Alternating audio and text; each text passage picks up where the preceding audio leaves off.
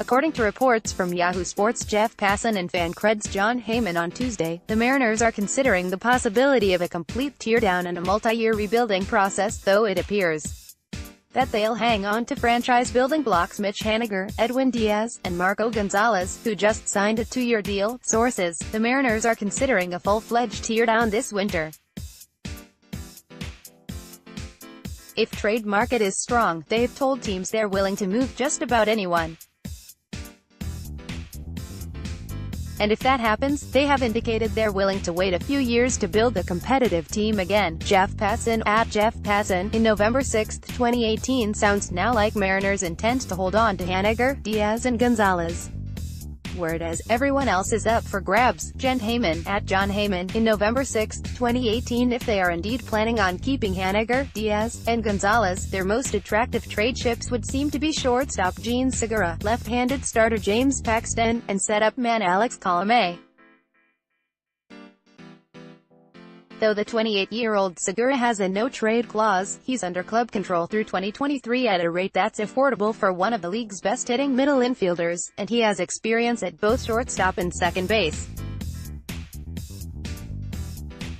Paxton, 29, has significant durability issues. He made a career-high 28 starts in 2018, his sixth big league season, but he's never posted an ERA over 4.00 and has an extremely solid 3.42 career ERA and a 1.19 WHIP over 102 major league starts. He has 2 years of arbitration eligibility remaining, and other than the large return he'd command, he wouldn't be much of a gamble for a club in the middle of a competitive window. Colomé, 29, may quietly be the Mariners' most in-demand asset. He has 2 years of arbitration eligibility remaining, and as teams around the league look to boost their bullpens as part of the arms race that is Major League Baseball in 2018, a guy who posted a 2.53 ERA and 1.04 WHIP over 46.1 innings in Seattle this year would certainly be a quality addition. Though he's never maintained much consistency at the plate, catcher Mike Zunino is still in the prime of his career, has significant power and is a good defender, and with the level of catching talent around the big leagues being rather low right now, he'd seemingly be an upgrade for more than a few clubs. And though the 3 years and $57.5 million guaranteed will likely be a hindrance, some clubs may be willing to gamble on Kyle Seager, who posted a career-worst .673 OPS in 2018, turning it around. Though teams deciding to tear down and save money unfortunately is never too surprising these days, you could argue that as many as 7 or 8 teams were actively tanking in 2018, it's a bit of a surprise to see the Mariners going this route, unless this is an ownership-driven decision.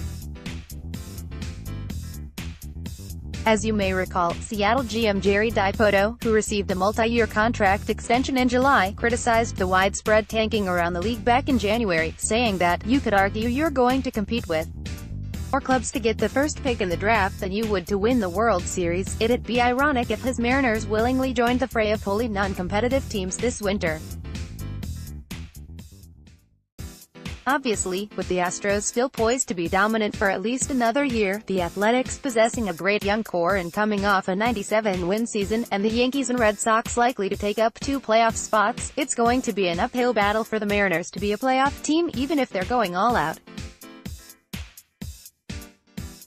But this news is another ugly indication of the direction that baseball is going. Unless teams have expectations of dominance and legitimate World Series aspirations, there's no obligation for them to actually make an effort.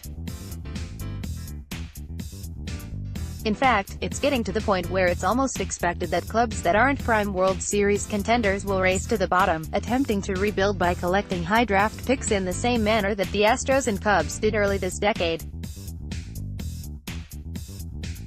To Houston and Chicago's credit, that strategy worked and propelled them to World Series victories, but with up to a third of the league now attempting to do it at a given time, and watering down the quality of play in the process, its merits are much more questionable.